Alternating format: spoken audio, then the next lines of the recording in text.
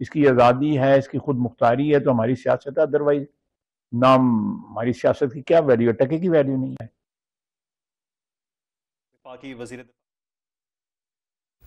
वज़ीर दिफ़ा ख्वाजा आसिफ गुफ्तगू कर रहे थे, कह रहे थे कि दरअंदाजी के ज़रिए खून बहाया जा रहा है। अगर पुरानी सूरत हाल जारी रही तो घाटे का सौदा अफगानिस्तान का होगा।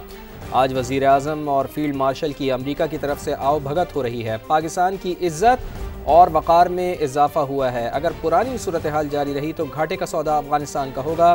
दरअंदाजी के ज़रिए खून बहाया जा रहा है। हमने इस मिट्टी के मफाद का तहफ़्फ़ुज़ करना है। वज़ीर दिफ़ा ख्वाजा आसिफ मीडिया से गुफ्तगू कर रहे थे।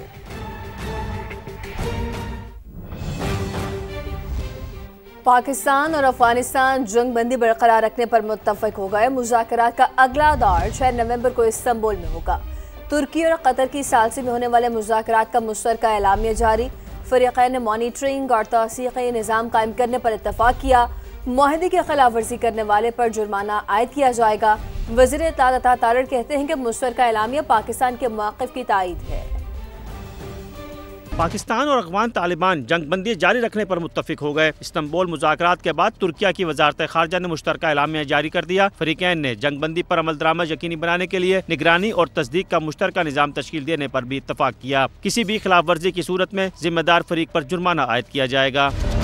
सीज़ फायर के नफाज के कवायद ज़वाबित 6 नवंबर से इस्तांबुल में होने वाले मुज़ाकरात में तय किए जाएंगे। एलामिया के मुताबिक तुर्किया और कतर की सालिसी में पाकिस्तान और अफगानिस्तान के दरमियान 25 से 30 अक्टूबर तक मुज़ाकरात हुए। ये मुज़ाकरात दोहा में तय पाने वाले जंगबंदी मुआहदे को मजबूत बनाने के लिए थे। सालिस ममालिक तुर्की और कतर ने फरीकों के मस्बत किरदार को सराहा और कहा कि वो खित्ते में अमन व इस्तेहकाम के लिए ताउन जारी रखेंगे। कतर की वज़ारत ख़ारजा की जानिब से जारी बयान में भी एलामिया के नुकात वाज़ेह करते हुए इसका खैर मकदम किया गया है। वफाकी वज़ीर इत्तलात अता तारड़ ने मुश्तरका एलामिया को पाकिस्तान के मौक़िफ़ की तायद करार दिया। कहा, दहशतगर्दी रोकना अब अफ़गान तालिबान की जिम्मेदारी है। समाज से गुफ्तगू में उनका कहना था कि तालिबान रजीम से अफ़गान सरजमीन पाकिस्तान के खिलाफ इस्तेमाल न होने की जमानत मांगी गई। उन्होंने सालिसी किरदार अदा करने पर तुर्की और कतर का शुक्रिया भी अदा किया। ये पाकिस्तान के मौक़िफ़ की तायीद है। पाकिस्तान का एक ही मुतालबा था कि दहशतगर्दों की सपोर्ट खत्म हो, बॉर्डर्स की वायलेशन खत्म हो और अफगान सरजमीन पाकिस्तान के खिलाफ दहशतगर्दी की कार्रवाइयों के लिए इस्तेमाल ना हो। अफगान तालिबान रजीम जितने दहशतगर्द गिरोह हैं उनके खिलाफ कार्रवाई करे, क्योंकि अफगान तालिबान रजीम ने ये एक दोस्त मुल्क के सामने ये कमिट किया है। तो अब ये सारा जो बोझ है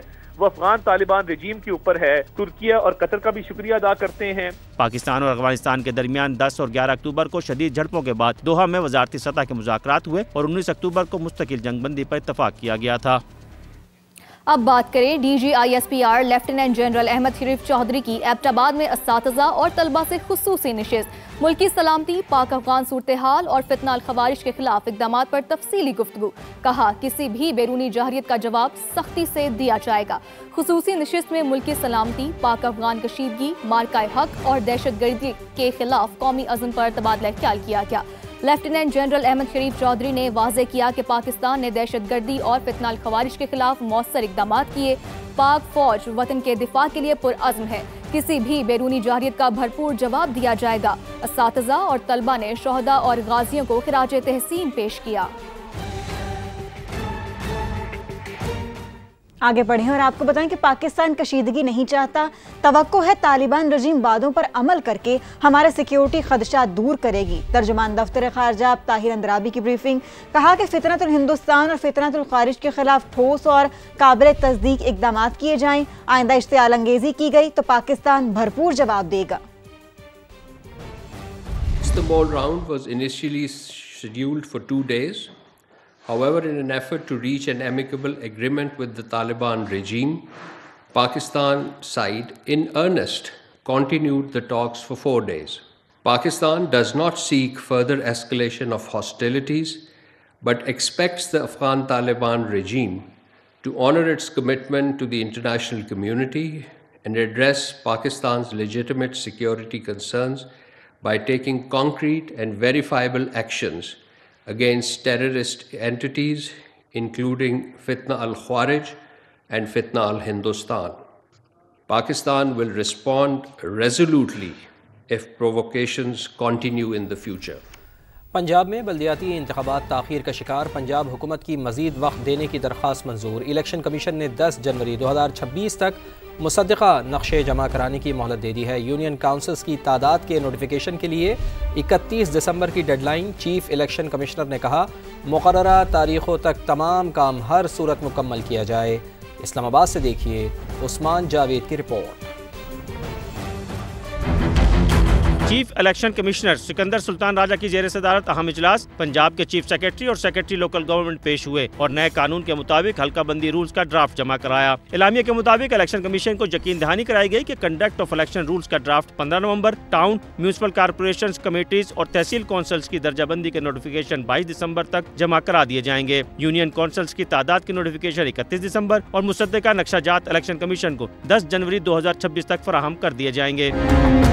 इलेक्शन कमीशन ने सूबाई हुकूमत की मोहलत की सदा मंजूर कर ली। सूबाई सेक्रेटरी लोकल गवर्नमेंट का कहना था कि तमाम काम मुकर्ररा वक्त में कर लिए जाएंगे। बहुत सारी अप्रूवल गवर्नमेंट से दरकार है, हमने रिक्वेस्ट की है इलेक्शन कमीशन से कि हमें उसमें थोड़ा सा टाइम दे दें, तो उन्होंने उससे एग्री किया। डिलिमिटेशन का प्रोसेस जो कि इलेक्शन कमीशन ने करना है, जब वो मुकम्मल होगा उसके बाद इलेक्शन का टाइम फ्रेम आएगा। चीफ इलेक्शन कमिश्नर ने सूबाई चीफ सेक्रेटरी पर जोर दिया कि तजवीज करदा शेड्यूल के मुताबिक तमाम काम हर सूरत मुकम्मल किए जाएं ताकि इलेक्शन कमीशन हल्का बंदियों का काम शुरू कर सके। पंजाब असम्बली में मुकामी हुकूमतों के आईनी तहफ़्फ़ुज़ की करारदाद मंजूर कर ली गई। आइन में नया बाब मुकामी हुकूमतें शामिल करने की तजवीज़ है। आर्टिकल 140A में तरमीम और मुकामी हुकूमतों को सूबाई हुकूमत के असर से आज़ाद करने का मुतालबा। करारदाद में कहा गया है कि बार बार मुकामी हुकूमतें तहलील करने से अवामी खिदमत और जमहूरी अमल मुतासिर हुआ।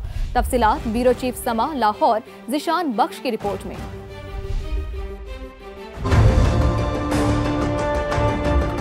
मुकामी हुकूमतों को आइनी तहफ़्फ़ुज़ देने से मुताल्लिक मुस्लिम लीग नून के रुकन पंजाब असम्बली अहमद इकबाल और पीपल्स पार्टी के अली हैदर गिलानी की करारदाद पंजाब असम्बली से मंजूर। आइन में नया बाब मुकामी हुकूमतें शामिल करने की तजवीज़। करारदाद कौमी असम्बली और सेनेट को अरसाल।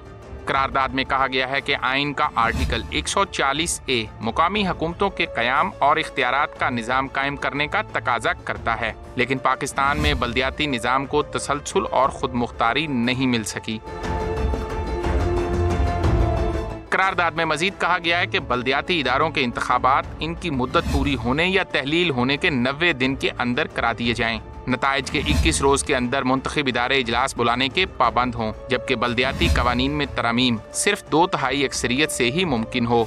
करारदाद में वाज़ेह किया गया है कि बाइख्तियार मुकामी हुकूमतें जमहूरी निज़ाम की बुनियाद और अवामी खिदमत का हकीकी जरिया हैं। ज़िशान बख्श, समा, लाहौर। लाजमी करार दिया जाए कि मुकर्रर मुद्दत में बल्दियाती इंतखाबात हों। लोगों के पास समरात नहीं होंगे तो उनका जमहूरियत से एतमाद उठना शुरू हो जाएगा। स्पीकर मलिक अहमद खान कहते हैं कि उम्मीद है पंजाब असम्बली की तजावीज़ को अहमियत दी जाएगी। बल्दियाती हुकूमतों को बाइख्तियार बनाने के लिए 27वीं तरमीम करनी पड़ी तो फौरी की जाए। मौलाना फजलुर रहमान बड़े सियासतदान हैं, उन्होंने जो कहा वो उनकी ज़ाती राय है।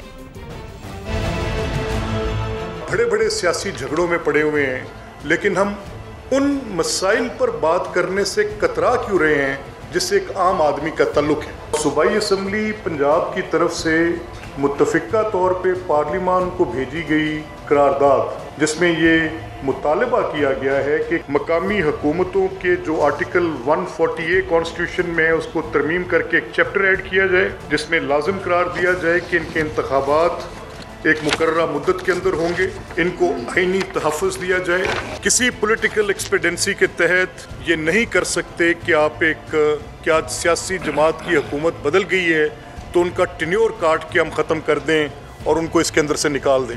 सूबाई असम्बली पंजाब आइन में तब्दीली नहीं कर सकती, पार्लियामेंट ने करनी है। और अगर वो चीज़ें जो कि एक आइन में डील हो सकती हैं, जिनको हम कॉन्स्टिट्यूशनल गारंटी कहते हैं, उनको हम एक्ट में कैसे डील कर सकते हैं।